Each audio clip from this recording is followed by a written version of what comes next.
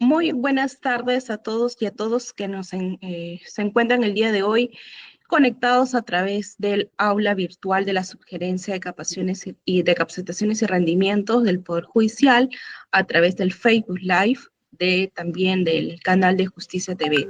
El día de hoy nos encontramos en la sesión 314 y nos acompaña el abogado Roberto Cáceres Julca, quien tiene el tema problemas probatorios en los informes y auditoría de control de la Contraloría General de la República.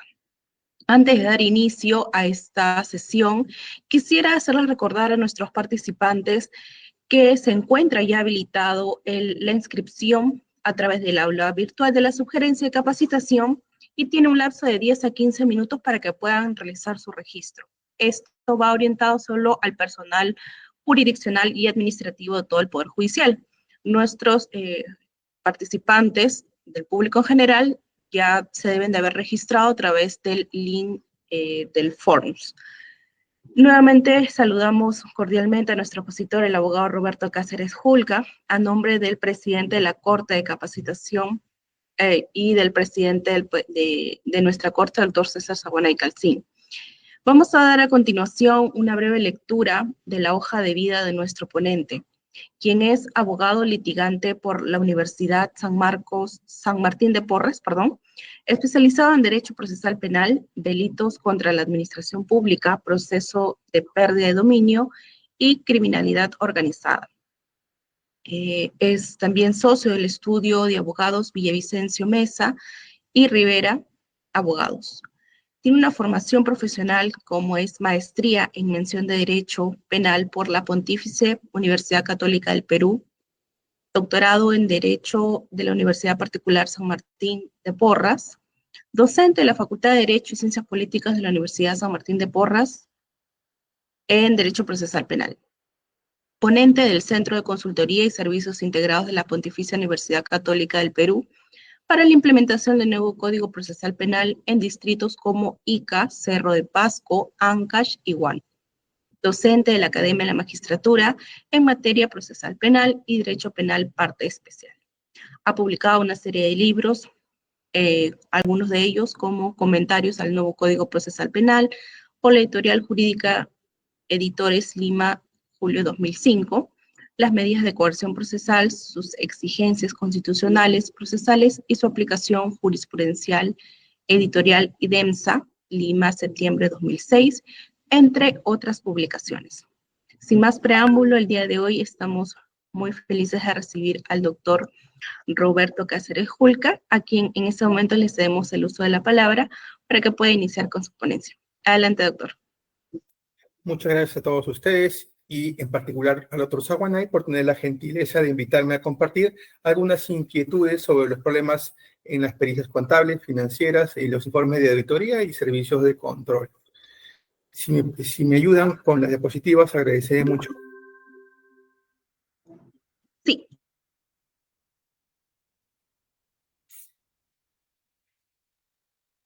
Gracias.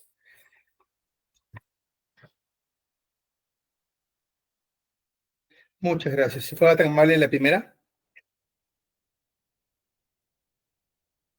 Todos tenemos claro, ¿sí?, que una pericia tiene por finalidad explicar, ¿sí?, o comprender mejor algunos aspectos técnicos, ¿sí?, o que requieran un contenido calificado para poder describir o entender los alcances de ciertos hechos.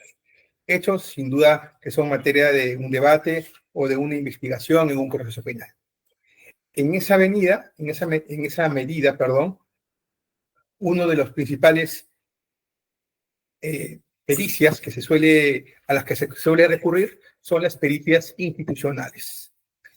En general, el artículo 201A del Código Procesal Penal, que es una modificatoria que se incorpora como consecuencia de una solicitud de la Contraloría General de la República, ¿sí?, una propuesta de ley, establece que las pericias institucionales extraprocesales, ¿sí?, o intraprocesales, sirven justamente como pericias para sustentar, en algunos casos, una denuncia penal en otros, ¿sí? Un requerimiento. Dentro de ese marco de las pericias institucionales de manera general, podemos establecer algunas pequeñas diferencias. Por favor, la siguiente. Gracias. Número uno, es importante tomar en cuenta, ¿sí? Que con la modificatoria realizada mediante ley 32.130, la reciente modificatoria publicada en la fecha, el día de hoy, la regla general va a ser que la policía, a través de la Dirección de Criminalística, sea la encargada justamente de realizar todo tipo de pericias, salvo está aquellas que, por su naturaleza o competencia, recaigan sobre otras instituciones, tales como, por ejemplo, la Contraloría General de la República. En esa medida, un dato importante, por favor, el siguiente, es el determinar que el artículo 201A, que se refiere a los informes técnicos oficiales especializados por la Contraloría General de la República, incorporan como concepto la idea que la Contraloría General de la República emite informes técnicos. ¿Sí? Forma parte de las funciones de la Contraloría General de la República, efectivamente, el emitir informes técnicos sobre aspectos de naturaleza administrativa, financiera, ¿sí? Y procedimental.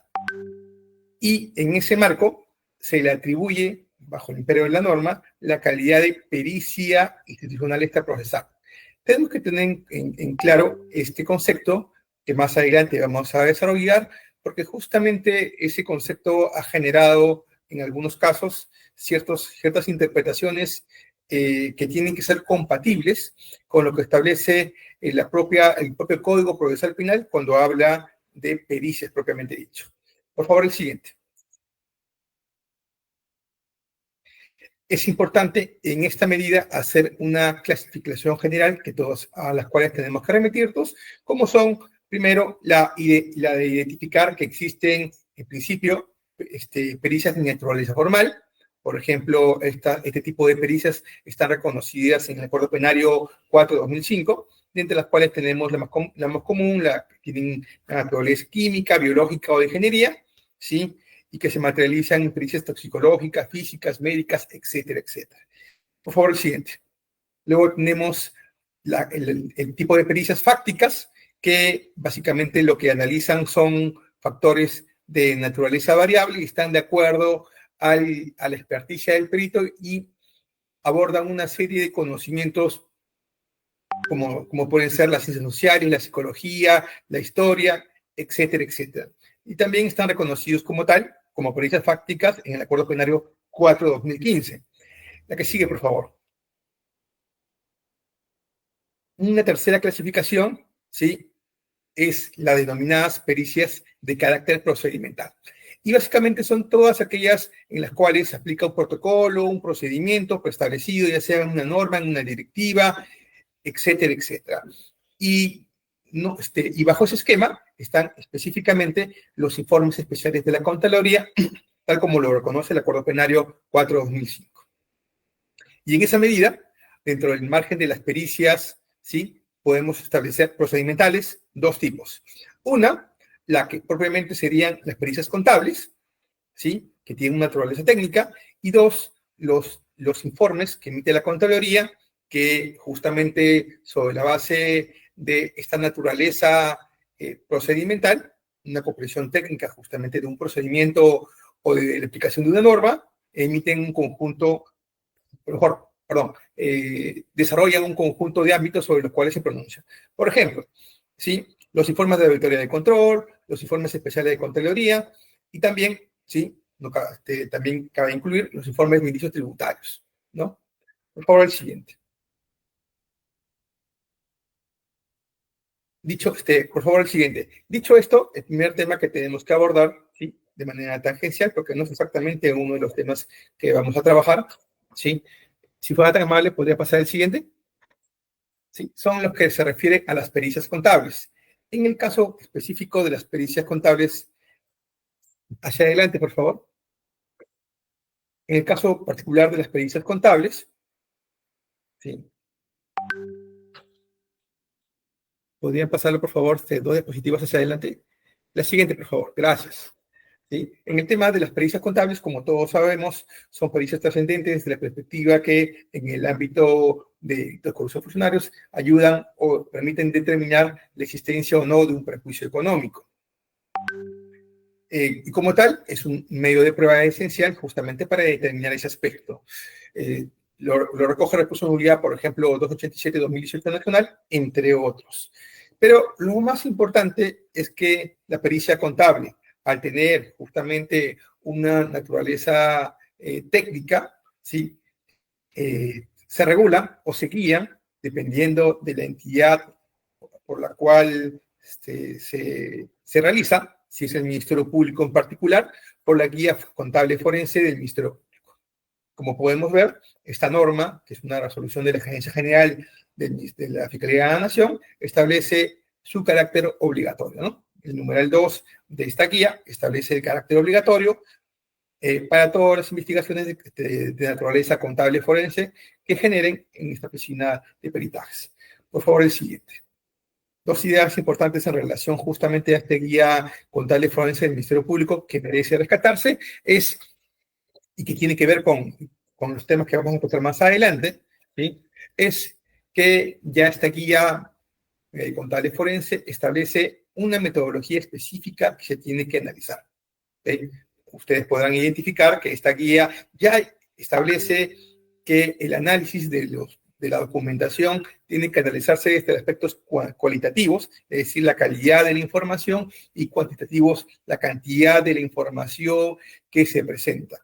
Y eso es importante porque se contextualiza justamente y vaya más de acuerdo con los lineamientos del Código Procesal Penal respecto a que el informe contable, en general, el informe contable forense tiene que tener tres características, ¿no? La de ser claro, preciso y detallado, ¿sí? Conforme la regla del Código Procesal lo establece. Y es más, ¿sí?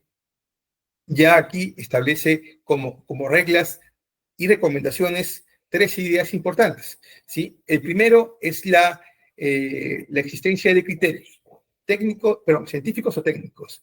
Creería yo que en este caso aplicarían los criterios técnicos propiamente de la regla de la contabilidad, pero igualmente importante es que para el desarrollo, ¿sí?, de estos criterios se tiene que utilizar un método específico, que es el método deductivo. Y por tanto, ¿sí?, ese método deductivo establecerá las pautas sobre las cuales se desarrollan justamente la ejecución de la pericia contable, analizando tanto la documentación desde la perspectiva cuantitativa y cualitativa. Por favor, el siguiente. Otro dato igualmente importante, que es aplicable justamente a este tipo de naturalezas de las pericias contables, y que se da y que tiene mucha incidencia realmente en delitos como enriquecimiento ilícito, lavado de activos, colusión y otros, es el entender la naturaleza del objeto a peritar. Por ejemplo, en un delito de enriquecimiento ilícito, un delito de lavado de activos, es importante entender cuál es el negocio o ámbito en el cual se desenvuelve la economía de la persona investigada. Si bien es cierto, los proyectos manejan pautas bajo criterios cuantitativos y cualitativos respecto a la cantidad de información o a la calidad de la información que tiene que tener. Sin embargo, sí, eso debe contextualizarse siempre desde el punto de vista del negocio jurídico, perdón, del negocio o el ámbito de desarrollo económico en el cual se está desarrollando una pericia contable.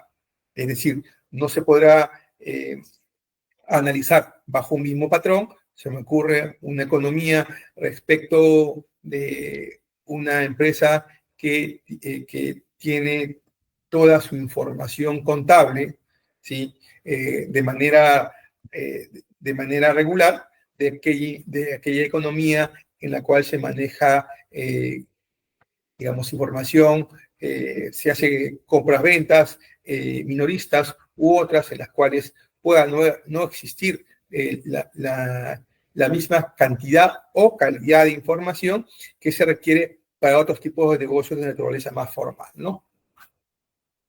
Eso es importante tomar en cuenta. Por tanto, conocer el negocio sobre el cual se desarrollan o se van a analizar la documentación, tanto en calidad y cantidad, es un fenómeno importante a efectos de identificar los criterios a utilizar, ¿no? Por favor, el siguiente. Ahora bien, propiamente, si hablamos en el tema de la competencia que tiene la Contraloría tiene una competencia muy amplia, ¿sí? Justamente dentro del margen de la actividad que realiza. Así, tiene competencia como control previo, tiene competencia como control concurrente, tiene competencia como control simultáneo, tiene concurrencia como control posterior, y ahí, por ejemplo, realiza autorías de cumplimiento o de servicios de control específicos, que son específicamente lo que vamos a ver en esta ponencia, ¿sí? Servicios relacionados de recopilación de información a través de hojas informativas jurídicas, revisión de oficio de informes de control, ¿sí? Y dentro de ese marco, que es amplio y muy diverso, es importante tomar en cuenta que cada tipo de control que realiza la Contraloría se enmarca dentro de normatividad propia. O sea, cada tipo de control tiene norma propia. Por favor, el siguiente. El siguiente, por favor.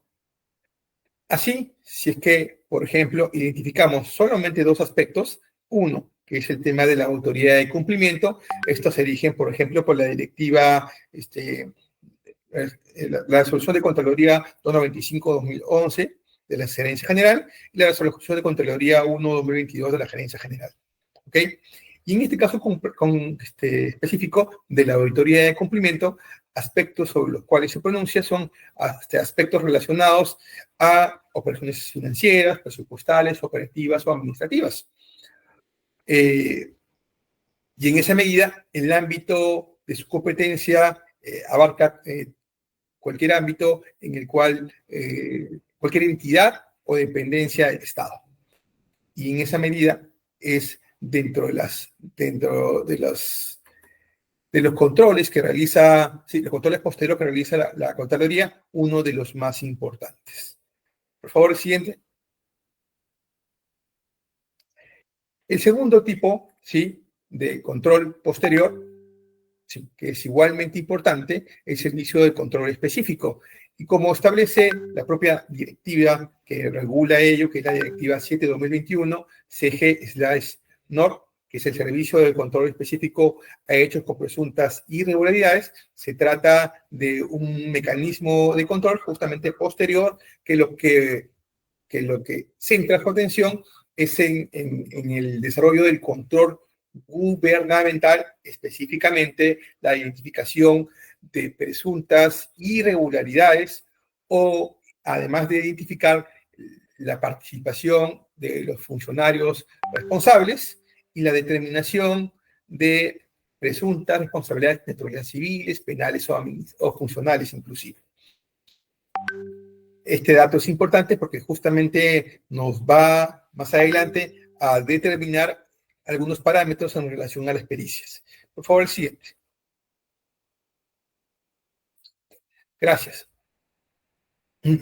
Un dato importante cuando analizamos específicamente, ¿sí?, el servicio de control específico, ¿sí?, es que este servicio de control específico establece dentro del margen de lo que es la matriz preliminar, ¿sí?, que debe tener o que se debe identificar o elaborar en la carpeta de servicios de control, es que como pasa con el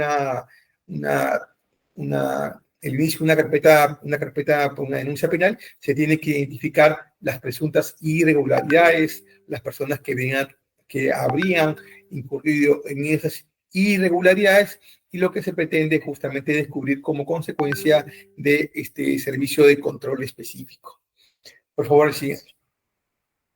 Y en esa medida, este servicio de control específico de hechos de presunta irregularidad, ¿sí?, exige el identificar lo que llama la Contraloría evidencia, que en buena cuenta es el conjunto de documentos ¿sí? Que son analizados desde una perspectiva cuantitativa y cualitativa que le va a permitir a la Contraloría, o mejor dicho, a la Comisión de Auditoría, justamente el identificar si existió o no existió presuntas irregularidades. Y las características que se establecen para determinar ello son dos, esencialmente. Uno, relacionado, ¿sí?, a que sean suficientes, esto es, ¿sí?, que tiene que, a criterio de la Comisión de Auditoría, tiene que haber el conjunto de documentación que permita sustentar justamente esas presuntas irregularidades y las responsabilidades a determinar. Y las segundas, ¿sí?, el ser apropiadas, que desde el punto de vista de la normatividad, que es la Directiva 7/2021, está vinculada justamente a la calidad de la información que se presenta. Y ahí es interesante los dos conceptos que utiliza la directiva, como son la relevancia y la fiabilidad para sustentar las conclusiones de la Comisión de Control. Desde el punto de vista de la relevancia, se debe identificar qué documentos son trascendentes para determinar las presuntas responsabilidades, y dos, si estos documentos son creíbles o no. Es más, la Contraloría, dentro del análisis de evidencias, tiende justamente a que la documentación, que es materia de análisis, tiene que ser de preferencia la documentación original o una documentación certificada de la información materia de análisis. Esa es normalmente la regla que ellos utilizan. Por favor, el siguiente. Un tercer nivel digamos así, de mecanismos de control que tiene la Contraloría son los servicios relacionados de recopilación de información. Ellos seguían, o mejor dicho, ellos se regulan por la Directiva 19/2022, ¿sí? Que esencialmente la finalidad de esto es el coadyuvar al ejercicio del control gubernamental a través de la recopilación y análisis de información. Básicamente, el servicio relacionado de recopilación de información lo que busca es recabar todo tipo de información que pueda servir de insumo para luego construir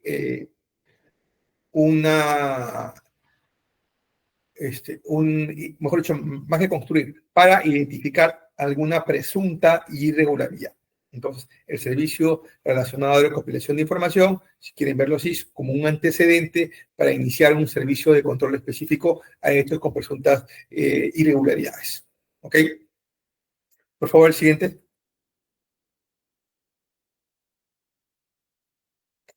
La regla es que justamente este servicio de recopilación de información está siempre relacionado a aspectos presupuestales y de abastecimiento. Sin embargo, la modificatoria que ha planteado el artículo 173.2 del Código Procesal Penal, ¿sí?, la modificada recientemente en la fecha, indica, por ejemplo, que la labor pericial que corresponda puede ser encomendado, entre otros, al Sistema Nacional de Control. Esto permitiría eventualmente a la policía o a la fiscalía pedirle pedirle a la Contraloría General de la República que, por ejemplo, a través de este servicio relacionado a la recopilación de información, pueda hacer un análisis específico de algún aspecto de contenido técnico que fuera competencia de la Contraloría, que no sea propiamente, sí, o mejor dicho, que no esté enmarcado dentro de una carpeta de servicio de control específico o de una auditoría de cumplimiento. Es interesante justamente este aspecto porque eso amplía la gama de actividades que eventualmente podría realizar la Contraloría. Dicho esto, que es el marco general sobre el cual vamos a desarrollar algunos tópicos, vamos a ver los problemas que tienen estos informes técnicos por término general. Por favor, el siguiente. Ahora, dentro de los problemas básicos que tienen los informes técnicos de la Contraloría, ¿sí?, el primero de ellos es que nosotros nos guiamos por un criterio histórico por el cual se afirma que los informes emitidos por organismos oficiales, dígase un peritaje contable emitido por la Policía Nacional o los peritos adscritos a la Fiscalía, o en este caso los informes de control, ¿sí?, o los informes técnicos emitidos por la Contraloría, tienen un valor diferencial. Así, por ejemplo, el Acuerdo Penario 2/2007, ¿sí? Indicaba que cuando se traten de instituciones oficiales, ¿sí? Estas gozan de una presunción de imparcialidad, objetividad y solvencia. Yo me voy a referir a este último aspecto, solvencia. Y aquí se genera un primer problema, que es un problema histórico, que se puede rastrear incluso más con fecha anterior a este acuerdo penario. Lo he puesto simplemente por la referencia histórica más cercana, y es que uno de los problemas probatorios que se generan cuando se afirma que una pericia institucional tiene una mayor solvencia es que reafirma lo que se denomina la falacia de autoridad. Esto es que la validez del informe, o mejor dicho, la solvencia del informe, se basa en que proviene de una institución oficial. ¿Eso será así? No necesariamente, porque sí, la falacia de autoridad confunde entre la calidad de la institución que emite el informe con las condiciones profesionales del especialista, ¿sí? O su experticia respecto a la emisión de un informe. Entonces, un primer problema que genera justamente el criterio histórico respecto de tratar a los informes institucionales oficiales, ¿sí? Y darle la calidad, mejor dicho, darle un valor adicional como es el de solvencia, no es tan cierto porque choca justamente con el diferenciar entre la calidad de la entidad que emite el informe con, ¿sí? Las condiciones profesionales de quien ha elaborado el mismo. Por favor, el siguiente. ¿Sí? Ustedes van a ver que ese criterio incluso es recurrente en el tiempo. He citado, por ejemplo, el recurso de nulidad 1408-2007, en donde incluso cuando se trata de pericias contables policiales, ¿sí? La Corte Suprema en aquel momento, el recurso de nulidades, le daba un carácter de organismos oficiales fiables. Como ven, ¿sí? Aquí la Suprema, ¿sí? Confunde el valorarlas como auténticas pruebas y relacionarlas con la calidad de organismos oficiales fiables. Sí, la Contraloría, los informes emitidos por entidades públicas, ¿sí? Pueden tener cierta solvencia, pero su solvencia no está relacionada con, ¿sí? la calidad de la entidad, sino con necesariamente la calidad de los profesionales, ¿sí? O especialistas que emiten el informe. ¿Okay? Por favor, el siguiente. Y vamos a ver que este criterio histórico, como factor para asignar los informes de control, un valor de pericia institucional, se repite, por ejemplo, ya más recientemente en la Aclaración 8/17/2020 Piura, ¿no? En donde se señala que el informe especial emitido por la Contraloría resulta ser una pericia institucional. Hasta aquí, ¿sí? Todo bien porque está dentro del contexto de lo que establece el artículo 201A, ¿ok? Sin embargo, ¿sí? Considero que el error de concepto es el asignarle por la sola calidad de informe especial la calidad de pericia. ¿Okay? Porque la pericia requiere cumplir con los requisitos establecidos en el Código Procesal Penal. Es decir, que el artículo 201A, ¿sí? Indique que el informe de auditoría tenga la calidad de pericia, no lo vuelve, o mejor dicho, no genera que el mismo cumpla con lo dispuesto en el artículo 177, si no me equivoco, perdón, 177 del Código Procesal Penal, ¿sí? 178, perdón, del Código Procesal Penal, ¿ok? O sea, que cumple con el contenido del informe pericial oficial. Entonces, tenemos que diferenciar entre la asignación de pericia institucional de que éste cumpla con el contenido de lo que establece la norma para atribuir la calidad de pericia. Por favor, el siguiente. Ya.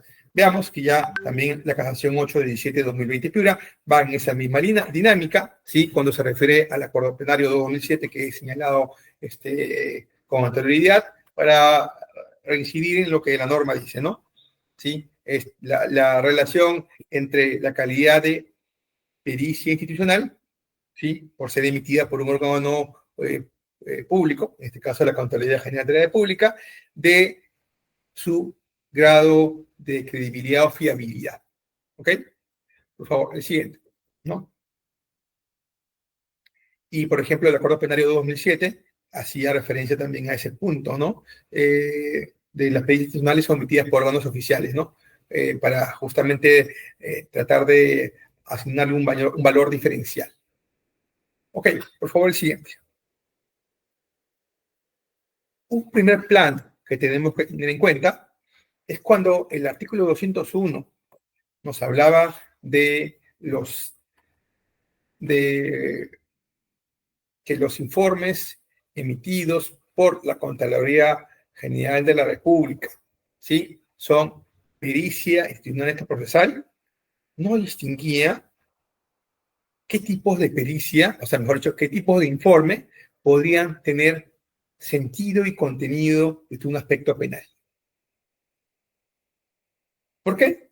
Porque nosotros dijimos, ¿sí?, que no todos los informes emitidos por la Contraloría, ¿sí? Por ejemplo, informe de control previo, informe de control concurrente, informe de control simultáneo, servicios relacionados con la recopilación de información, la revisión de oficio de informes de control, tienen necesariamente contenido que puede ser rescatado desde el ámbito penal o desde el ámbito civil.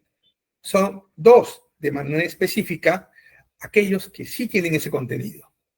Por tanto, el 201A tiene que ser interpretado desde la perspectiva de las propias funciones que tiene la Contraloría General de la República. Y para ello, tenemos que remitirnos, por ejemplo, a la resolución de Gerencia General 1-2022, CG/CJCN, del 2 de marzo de 2022, emitido por la Contraloría justamente, en el cual identifica que son las autoridades de cumplimiento y los servicios de control específico las que tienen competencias para determinar presuntas irregularidades y, de ser el caso, el perjuicio económico que devendría de las mismas.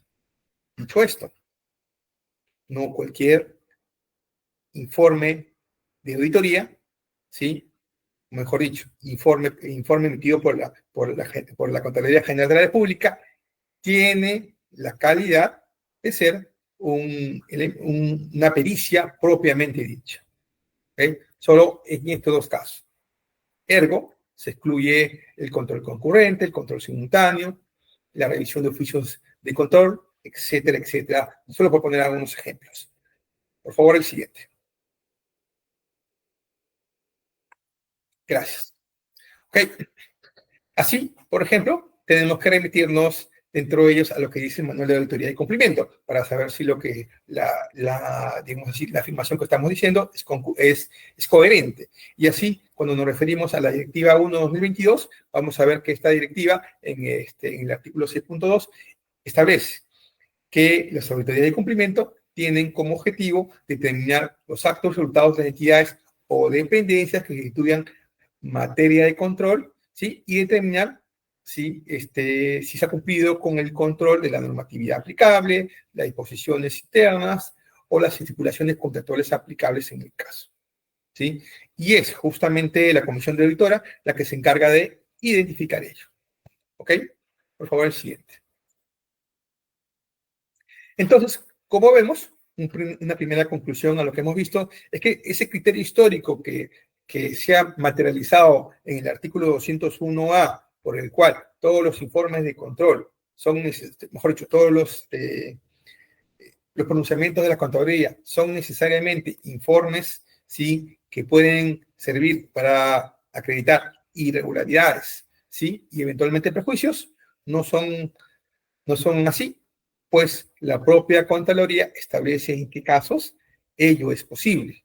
Ya lo dijimos que las comisiones de auditorías, en el caso de autoridad de cumplimiento o las comisiones de control, en el caso de servicios de control específico, son las únicas que tienen esa competencia, no las tienen las demás, ¿sí? Y por tanto, tenemos que tener claro, ¿sí?, que el informe técnico, por provenir justamente de la Contraloría, no hace necesariamente válido como pericia institucional. Requiere ser concordado con las normas internas de la propia Contraloría. ¿Ok? El otro tema importante es que la labor técnica de la entidad, como hemos visto, no genera que los funcionarios de esta, ¿sí?, sean de las comisiones, me refiero yo, sean técnicos o especialistas en una materia específica o una materia editable, ¿sí? Por eso es importante siempre tener en cuenta la calidad del experto, ¿sí?, o del especialista, justamente, ¿sí? Por favor, el siguiente. Un segundo problema que hemos podido identificar es sobre la parcialidad estructural del especialista o del perito, vean ustedes así, ¿ok? Es importante tomar en cuenta, ¿sí?, que las normas de la Contraloría establecen algunas pautas de las cuales es posible identificar lo que se denomina un sesgo contextual, ¿ok? Y de confirmación de este especialista, ¿sí?, que se puede dar en algunos casos. Voy a poner el ejemplo del servicio de control específico, ¿sí?, que está regulado justamente en la Directiva 7 de 2021, en el cual se establece que la carpeta de servicio de control específico tiene que tener como uno de sus componentes, hay varios realmente, ¿sí? Son, creo que, no recuerdo, son 15 o 12 componentes. Uno de ellos, ¿sí?, específicamente el desarrollado en el capítulo 6.3.21, que es la elaboración y aprobación de la carpeta de servicio de control específico, establece que se tiene que desarrollar la matriz preliminar de presunta responsabilidad. Y como pueden ver de la norma está textualmente transcrita, ¿sí?, se debe indicar en esta matriz de presunta responsabilidad, ¿sí?, el hecho presuntamente irregular, el sustento respectivo y el tipo de presunta responsabilidad vinculada a la misma. Además, se debe identificar a los funcionarios presuntamente responsables en dicha irregularidad. Y ustedes dirán, ¿y cuál es el problema de que exista una matriz en la cual se identifique presunta responsabilidad? Recordemos que estamos hablando, ¿sí?, de un servicio de control específico a hechos con presunta irregularidad, que pueden venir en una responsabilidad administrativa, en una responsabilidad disciplinaria, en una responsabilidad penal, e incluso una responsabilidad civil. Sin embargo, ¿sí?, si partimos de que el servicio de control específico comienza, ¿sí?, con la identificación preliminar de una presunta irregularidad, y esa presunta irregularidad, ¿sí?, aún no ha sido objeto de un conocimiento previo de la comisión, entonces la pregunta será, ¿cómo es que se puede afirmar un hecho presuntamente irregular? Véanlo de otra manera, ¿ok? Es como si el Ministerio Público decidiera abrir una denuncia sin noticia criminal, ¿ok? Ni pública ni privada, sin noticia criminal. Simplemente un día el Ministerio Público te dice, una fiscalía tal, dice, voy a abrir una investigación contra Juan Pérez por el delito de falsificación de documentos. ¿Sí? ¿Cuáles son los hechos? ¿Sí? El espacio, tiempo, circunstancia, qué personas se han identificado en ellos, cuáles son los elementos mínimos sobre los cuales se justificaría esa investigación. Entonces, ¿sí?, como pueden ver, un problema justamente de parcialidad estructural que puede darse, ¿sí?, dentro del contexto justamente, específicamente de el servicio de control específico, y también aplica también, está en igual sentido para el manual de auditoría, por cierto, ¿no?, que van a ver ustedes, ¿sí?, es que ya incluso antes de iniciar propiamente su actividad, ¿sí? La comisión de control o de auditoría, ya tiene que establecer dentro de su matriz justamente para identificar qué cosa va a investigar, tiene que haber determinado previamente cuál es el presunto hecho irregular. Pero hasta este momento, recordemos, ¿sí? La comisión no ha entrado en funciones, ¿sí? No ha pedido documentos, no ha pedido descargos. Entonces, ¿sí? ¿Cómo puede llegar a determinar cuál es el margen temporal, circunstancial, ¿sí? Y a qué funcionarios involucraría? Por eso decimos que unos problemas que se presentan justamente es la parcialidad cultural de los miembros de una comisión, porque finalmente si dentro de su matriz está que existe un hecho presuntamente irregular, ¿no es posible acaso que digamos que la comisión se aboque a determinar o a corroborar que se ha dado esa presunta irregularidad? ¿Eso no se llama sesgo contextual? Eso no puede generar una confirmación, un sesgo conceptual que permita trabajar al especialista de la Contraloría para confirmar un dato o para confirmar esa presunta irregularidad. Sí, considero que sí. Entonces, ese es uno de los problemas estructurales que tiene justamente sí, los informes de la Contraloría. Por favor, el siguiente. Ya de manera, estamos hablando hasta ahora solamente hemos visto propiamente de naturaleza meramente formal. Pero ahora hablemos de los problemas de naturaleza estructural. A ver, dentro de los problemas de naturaleza estructural existen varios que tenemos que tomar en cuenta. Un primer tipo de problemas es respecto de la ejecución técnicamente deficiente de los informes, ¿sí? Vamos a referirnos simplemente a los informes de control específico y de la auditoría de cumplimiento. Nada más para poner el ejemplo, porque si no vamos a extender demasiado. ¿Ok? Porque, como les expliqué en ese momento, cada tipo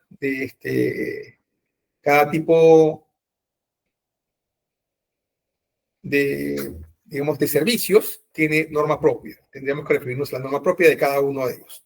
¿Sí? Y eso creería yo que desbordaría el marco de esta ponencia. Decía, dentro de los problemas de los informes de control, uno de los primeros problemas es la ejecución técnicamente deficiente de estos informes. A ver, estoy analizando desde el punto de vista de considerar a los que hacen los informes, ¿sí? Como especialistas, ¿sí? Más que como peritos, ¿ok? Es más, los propios auditores, ¿sí? No se denominan a sí mismos peritos, sino se denominan, ¿sí? Especialistas, ¿ok? Y el primer problema que tenemos es que cuando se aborda, ¿sí? Un tema que va a ser materia de objeto, ¿sí? De análisis por parte de una comisión de auditoría o de una comisión de control, es que se omite explicar cuál es la técnica o el procedimiento que ha aplicado a un determinado caso. Y me refiero específicamente a que en el informe mismo no se desarrolla ello. ¿Okay? Cosa distinta es que a veces en los interrogatorios los auditores se remiten a las papeletas, ¿sí? O los papeles de trabajo. No, ¿sí? Tenemos claro, ¿sí? Que por imperio del artículo 178.1 es importante, ¿sí? Que, o mejor dicho, es una exigencia del 178.1, literal E, la indicación de los criterios técnicos o científicos que sirven justamente para realizar el informe. Entonces, uno de los primeros problemas que existen es que no se desarrolla de manera específica en los informes cuál es el procedimiento técnico a aplicar. ¿Ok? Sí. Tampoco es que se explica, ¿sí? ¿Por qué se utiliza una metodología específica? ¿Okay? Puede existir diferentes tipos de metodología en atención al objeto, materia de análisis por parte de un informe de auditoría. ¿Sí? Tampoco se indica si esa metodología establecida tiene pautas en una directiva, en un reglamento, etcétera. Y en algunos casos incluso, ¿sí? Existen incongruencias entre el objeto pericial y el ámbito sobre el cual se proyecta el informe de auditoría. Un segundo problema que se dan estos informes de control es que a veces se suelen utilizar muestras no definidas. Con muestras no definidas me refiero a que, por ejemplo, ¿sí? La normatividad de estos dos ámbitos que estamos desarrollando, que es la carpeta de servicio de control específico y la auditoría de cumplimiento, ¿sí? Exigen utilizar copias certificadas, exigen y que se les presente los originales.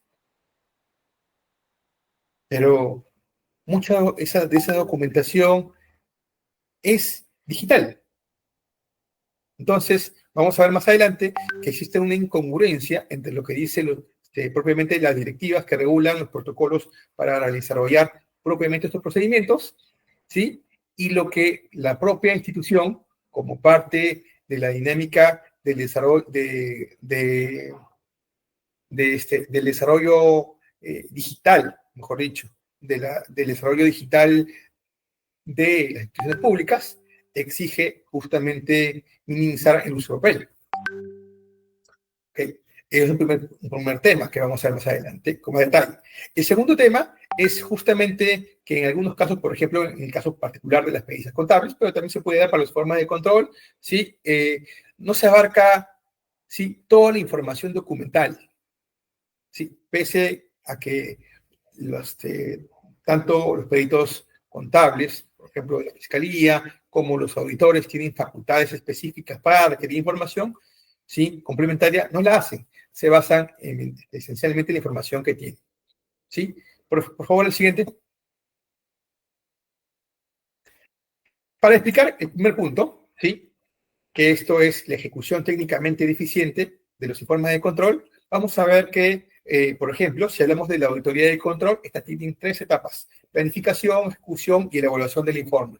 Y particularmente en el acápite de elaboración de los informes, el numeral 77 de la resolución de Contraloría 295-2021, ¿sí?, de la Gerencia General, que es justamente el que establece el manual de auditoría y de cumplimiento, establece que para la elaboración del procedimiento de auditoría, es decir, la etapa de planificación, se tiene que identificar qué o cuáles son los procedimientos de auditoría que van a aplicarse. Esto es, antes de realizar la ejecución propiamente, tiene que haberse identificado cuáles son los procedimientos de auditoría que van a implementarse.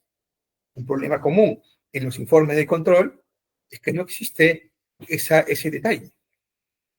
No existe qué procedimiento de auditoría específicamente se tiene que o se ha aplicado. Eso, si lo llevamos desde la perspectiva que la Contraloría tiene procedimientos metodológicos desarrollados en directivas y reglamentos que se aplican a cada tipo de situación, ¿sí? Solo si analizamos eso, nos vamos a dar cuenta que se incumple lo que establece el artículo 178.1, ¿sí?, que se refiere a la indicación de los criterios técnicos, ¿sí?, que sirvieron para hacer el informe. Segundo, ¿sí?, también exige esta resolución de Contraloría, que es el manual de auditoría de control, criterios de auditoría. Es decir, que se establezca cuáles son los procedimientos, las guías que van a aplicar justamente para la materia de control. Un tema muy importante es que no solamente tiene que haber procedimientos previamente establecidos, es decir, se tiene que identificar cuál es la norma concreta de los procedimientos existentes que se va a aplicar, sino que a su vez, ¿sí?, dentro de ese contexto se debe identificar cuáles son los procedimientos, guías que va a tener la comisión de auditoría, ¿sí?, como producto de la aplicación de esas normas o disposiciones específicas. Eso tampoco se suele ver en los informes de los auditorías de cumplimiento, ¿sí?, y otros que son de esta naturaleza, ¿sí? Y un tercer elemento que tampoco se suele ver, ¿sí? Es, ¿sí?, el identificar la materialidad, como dice la propia norma, el nivel de incumplimiento que puede influir en los logros de los objetivos de la entidad o dependencia o de la materialidad de control. Dicho de otra manera, ¿sí? El nivel justamente de acercamiento o perfeccionamiento de este procedimiento que permita determinar si el logro o la efectividad del mismo. ¿Okay? Por favor, el siguiente.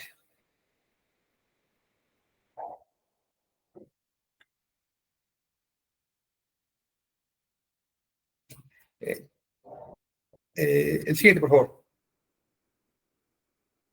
Gracias. El tercer tema está vinculado justamente con los procedimientos deficientes. ¿Ok?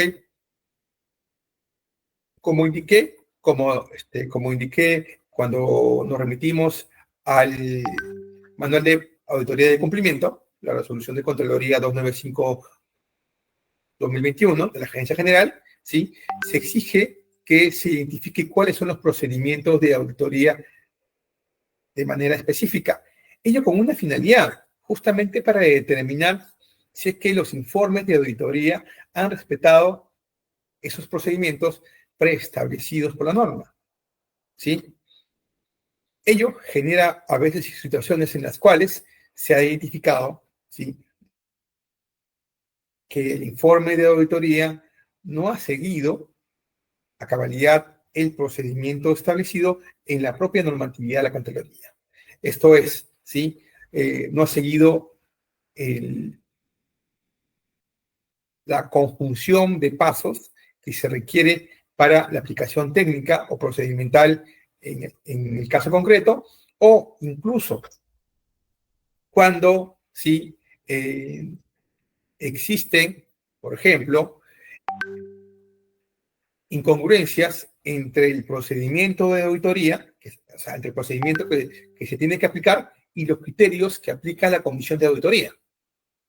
Dicho de otra manera, el procedimiento de auditoría exige establecer un criterio, ¿sí?, o una pauta, y la comisión de auditoría se aleja de esa pauta sin justificar por qué no observa, ¿sí?, el propio procedimiento de auditoría que ha previamente configurado como que era aplicable. ¿Okay? El siguiente, por favor. Sí, justamente en ese contexto tenemos que tener claro, ¿sí?, que y otro problema que se presenta es respecto de la ejecución propiamente, si hablamos de la auditoría de cumplimiento, ¿no? Vamos a hablar específicamente de este caso, ¿sí? Y vamos a ver que en este último caso está vinculado con el procedimiento deficiente, que es los procedimientos de auditoría. ¿Okay? Tanto la directiva 295-2021 que hemos señalado hace un momento, que es la norma de servicio de control posterior, ¿sí?, como la auditoría propiamente de cumplimiento, ambas establecen de común lo siguiente. Esto es que en la etapa de ejecución propiamente de la auditoría, ¿sí?, se tienen que desarrollar procedimientos de auditoría, y esos procedimientos de auditoría, como indiqué, no solamente tienen que ser previamente establecidos, sino que tienen que ser puestos de conocimiento de los funcionarios a los cuales se le está indagando a efectos de que estos puedan hacer su descargo sin presentar la información correspondiente.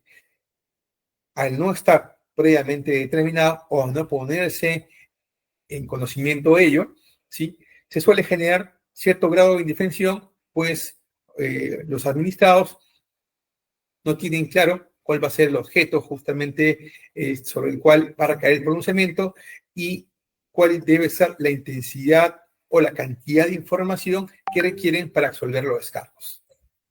El siguiente. ¿Sí? Otro dato importante, y es que justamente, ¿sí?, a veces uno de los problemas que se dan en la ejecución de la auditoría de cumplimiento es que la comisión de auditoría se limita a recabar la información documental, ¿sí?, está dentro del ámbito de la entidad a la cual está haciendo una auditoría, o la gerencia o dependencia a la cual está haciendo una auditoría, pero sí no aplica su facultad de requerir información complementaria. Y esa facultad está establecida de manera expresa en la Directiva 7 de 2021. ¿Sí? Es más, si nos vamos a la norma matriz, que es el artículo 22 de la ley 27.785, tanto en el artículo 9 como en el artículo 22, vamos a tener en cuenta lo siguiente. Por favor, el siguiente. ¿Sí? Estamos hablando de la Ley del Sistema Nacional de Control, ¿no? Y el artículo 9 establece justamente que la Contraloría, a través de la Comisión de Auditoría, por ejemplo, tiene justamente la facultad de recabar todo tipo de información de carácter documental. Es más, ¿sí? Podría ir incluso más allá, pidiéndole a particulares que brinden información. Es atribuciones de la Contraloría, que las aplica o las debería aplicar en algunos casos las comisiones de auditoría, no siempre se suelen hacer, ¿sí? Con lo cual, a veces la información que tiene el órgano de control es parcial. Sigamos. Luego tenemos otro tipo de problemas, y es el tema de los procedimientos no especificados. Vamos a ver, sí, justamente como hemos visto anteriormente, sí, que se exige por el periodo de la propia norma de Contraloría, sí, como la Asunción de Contraloría 295-2021 o la Directiva 01-2022, normas de cumplimiento, que se tiene que identificar justamente cuáles son los procedimientos que tiene que utilizar. Al no estar detallado en el informe de auditoría, genera realmente el incumplimiento del artículo 178, como le decía, ¿no? Sí. El otro problema es respecto de que la no utilización del procedimiento correcto a veces genera justamente la utilización de procedimientos descontinuados o no vigentes. La Contraloría va cambiando o actualizando sus procedimientos año a año. Y a veces se ha dado casos en los cuales los informes de auditoría, ¿sí?, de cumplimiento u otros, utilizan procedimientos no vigentes en el momento de los hechos, ya sea porque sean anteriores o incluso son actuales y no estaban vigentes al momento en que correspondía hacer el informe de control. Por favor, el siguiente. Un siguiente problema que hemos podido identificar es el tema de los informes multidisciplinarios. Sabemos, claro, que en el tema de la Contraloría, estos abarcan diferentes ámbitos en los cuales se ven aspectos económicos, aspectos técnicos, aspectos de carácter administrativo, incluso aspectos de carácter legal. El problema de ello generan varios factores. El primero es que el hecho de que un equipo multidisciplinario existan diversos especialistas, cada uno con parámetros profesionales diferentes, ¿ok? Que pueden ser compatibles o que pueden ser excluyentes, ¿sí? Tiene incidencia sobre propiamente estos informes multidisciplinarios desde la siguiente perspectiva. Número uno, es que sucede que en muchas ocasiones, la verdad, normalmente pasa eso, ¿sí? No es posible establecer un criterio identificador, ¿sí?, de una pauta de trabajo grupal. Dicho de otra manera, si yo reviso un informe multidisciplinario, yo no puedo saber qué cosa hizo el abogado, qué cosa hizo el ingeniero, qué cosa hizo el arquitecto. No se puede saber, ¿sí? Tampoco puedo saber cuándo intervino uno, cuándo intervino otro, ¿sí? Tampoco puedo saber, ¿sí?, si en esta acumulación de especialidades, ¿sí?, cuál fue la pauta de trabajo. Es decir, primero intervino el ingeniero, primero intervino el arquitecto, primero intervino el abogado. Recordemos, ¿sí?, como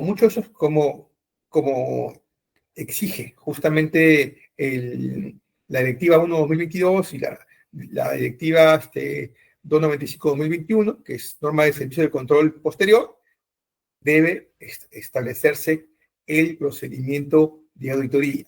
Esto es, se tiene que identificar la intervención de cada uno de los distintos profesionales en las diferentes etapas en las cuales se da la ejecución propiamente del informe y diferenciar, ¿sí?, la intervención de cada especialista en atención a sus capacidades, competencias, pero también identificar cuáles son las pautas de desarrollo, ¿sí? Es decir, la metodología empleada desde la perspectiva que sea compatible a la capacidad, ¿sí?, y el aporte de cada, ¿sí?, uno de estos especialistas.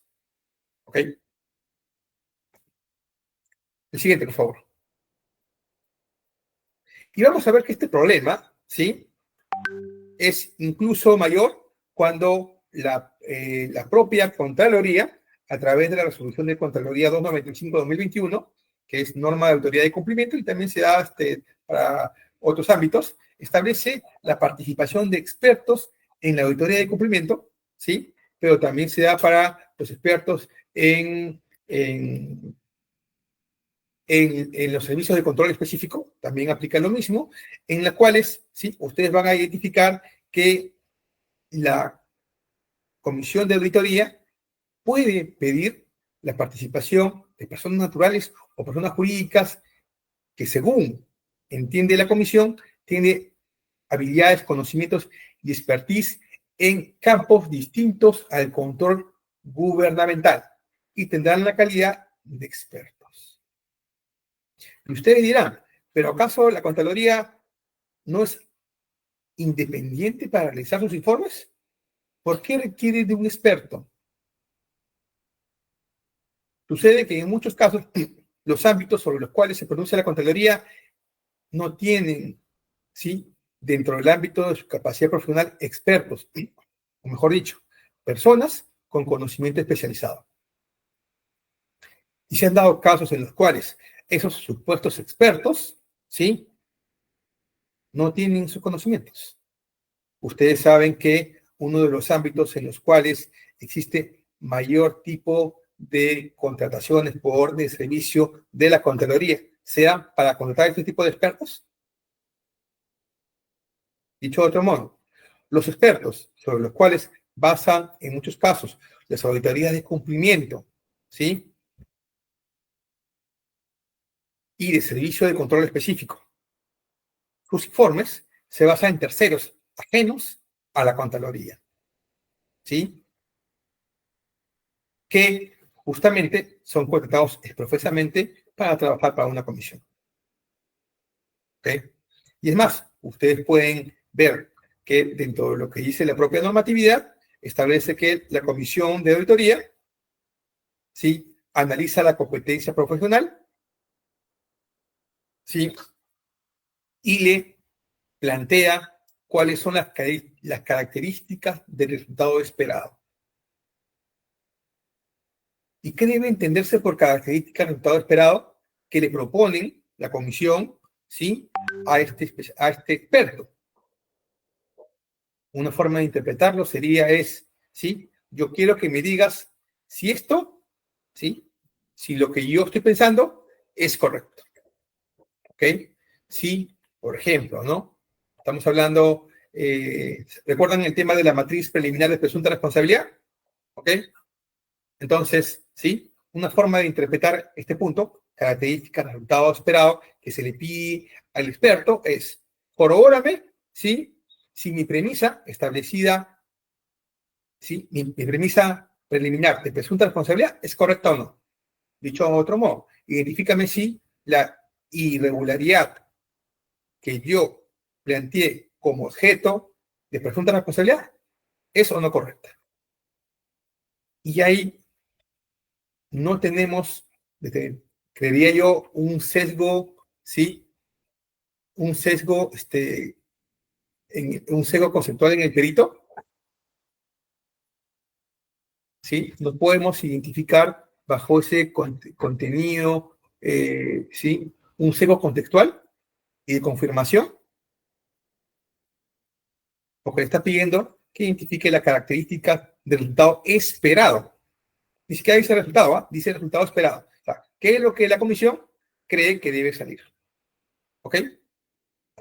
Es interesante estos casos porque se han dado muchos casos en los cuales el informe de auditoría de cumplimiento, por ejemplo, se basa específicamente en lo que este especialista puede haber dicho.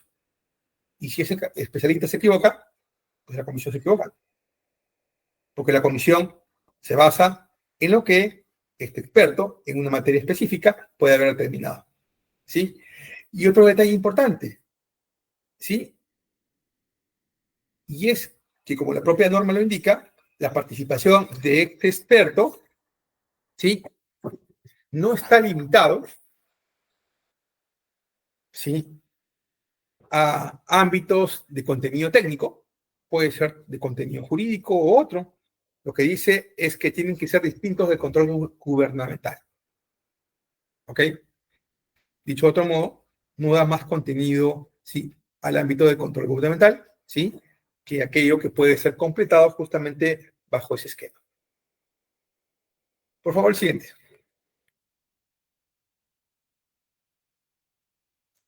¿Qué problemas genera justamente, por ejemplo, la participación de expertos en los auditorías de cumplimiento y otro tipo de auditorías? ¿Sí? Primero, es que a veces los miembros de la comisión, ¿sí? Desconocen justamente las actividades o el procedimiento o las técnicas utilizadas por este experto. ¿Ok? ¿Sí? Y a veces el conocimiento general y abstracto de los integrantes de la comisión, ¿sí? No permiten vincular a cómo es que se ha aplicado el caso. Generan problemas justamente respecto de la profundidad y explicación del criterio de selección de los materiales, por ejemplo, que ha utilizado el experto, ¿sí? O la falta de profundidad. Sucede en muchos casos que a veces es experto, no necesariamente lo es. Hemos visto algunos casos de manera específica en los cuales es experto, el conocimiento de ese experto se basa en una charla informativa. ¿Sí? También problemas con el lenguaje o la reacción, ¿sí? O por último, problemas vinculados con la bibliografía utilizada. A veces sucede que utiliza una bibliografía, ¿sí? Sustancialmente diferente de aquella que es o que debería ser coherente con la naturaleza del informe. ¿Okay? Por ejemplo, ¿no? Un experto ha tenido que analizar las características técnicas de una maquinaria, ¿sí? Cuya regulación está en centímetros o milímetros y usa características técnicas, ¿sí? De maquinarias, por ejemplo, que están bajo el sistema americano, pulgadas. ¿Okay? Por favor, el siguiente. Entonces, ¿qué nos genera todo este tipo de problemática? Nos genera, ¿sí?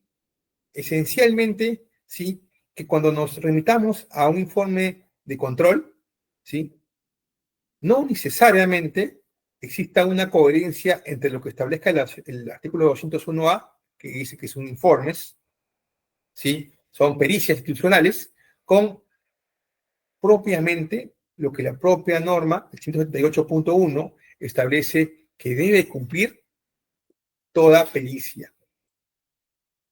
¿Ok? Si hablamos que es una pericia institucional, entonces diremos que es una pericia oficial.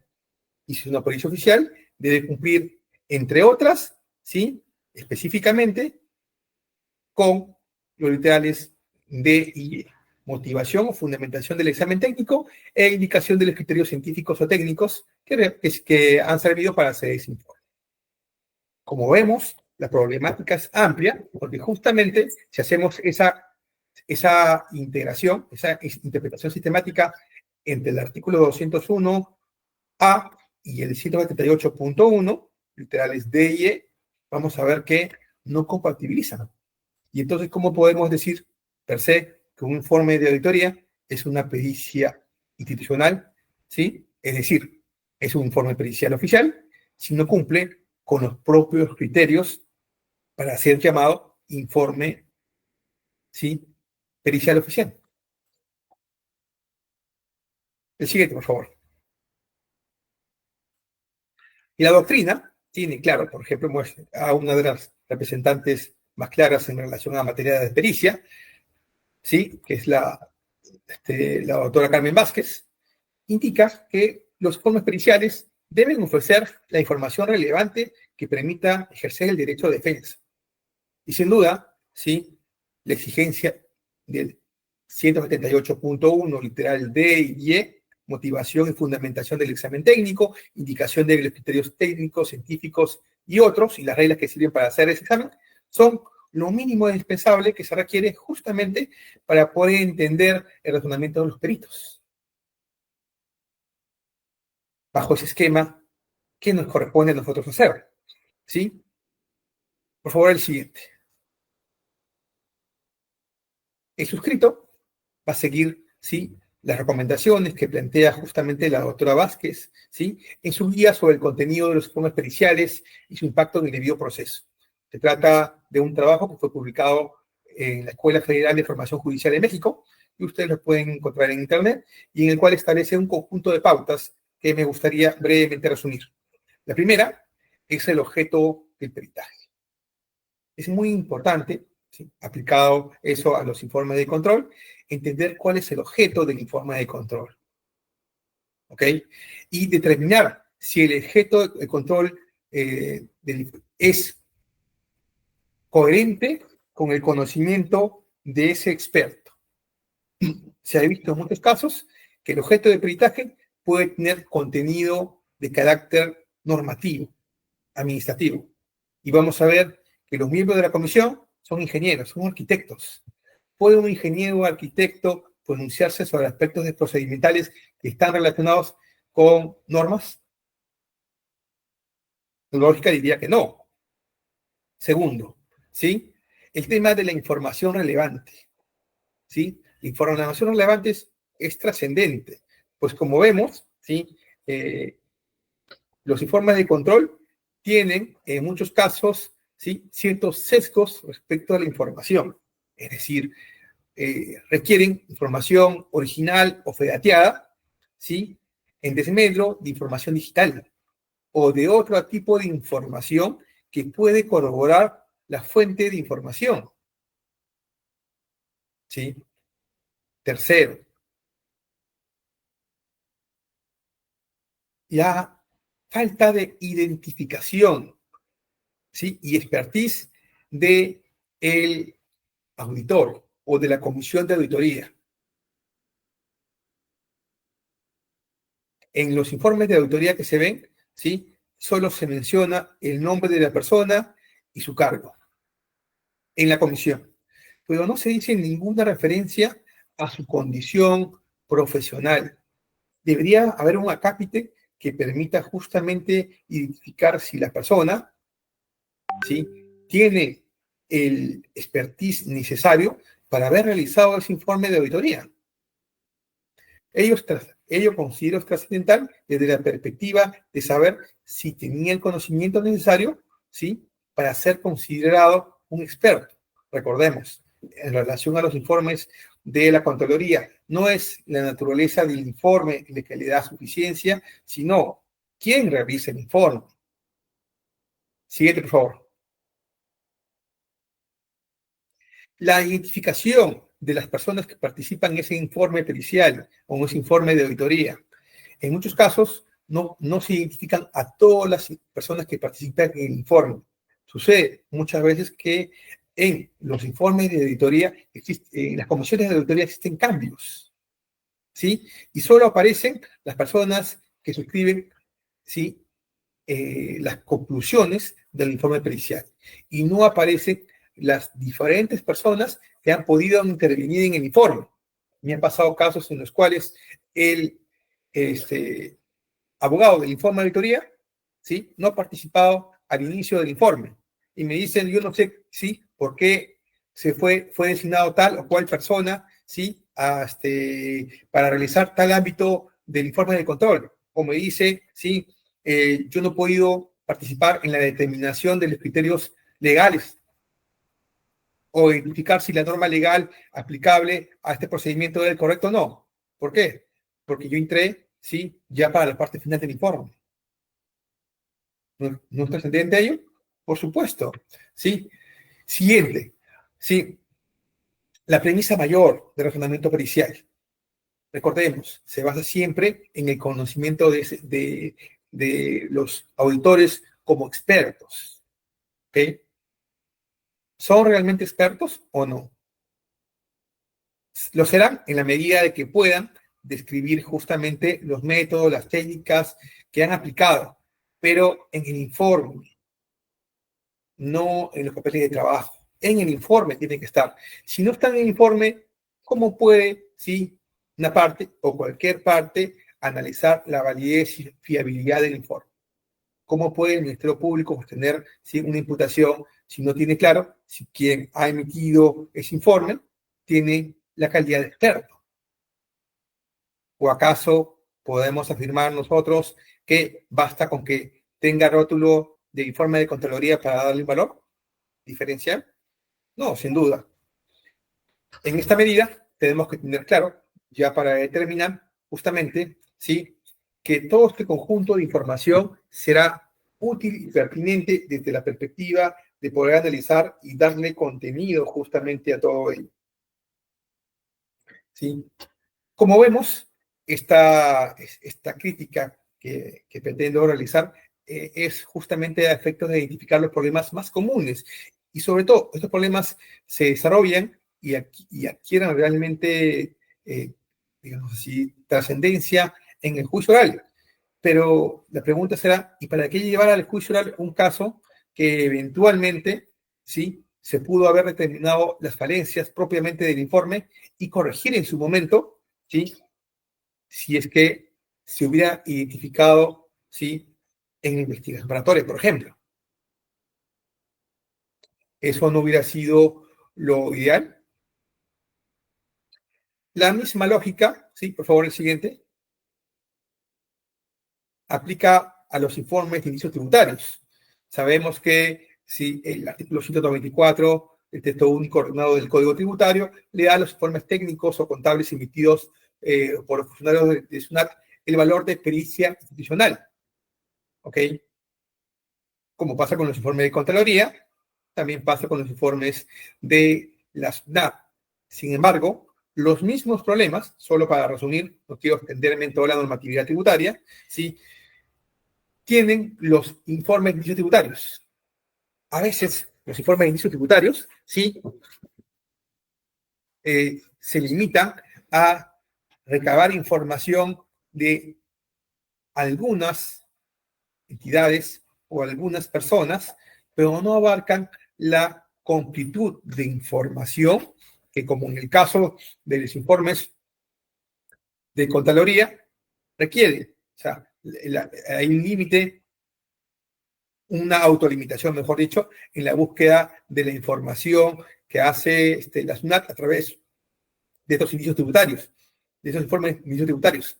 Otro problema que se ha podido identificar es que a veces en los informes de indicios tributarios, la SUNAT tampoco acota los periodos sobre los cuales se vincula claramente las presuntas irregularidades. O también, como hemos visto, como sucede con la Contraloría, ¿sí?, utiliza normas no vigentes al momento de la supuesta comisión de indicios de defraudación tributaria, por ejemplo. ¿Okay?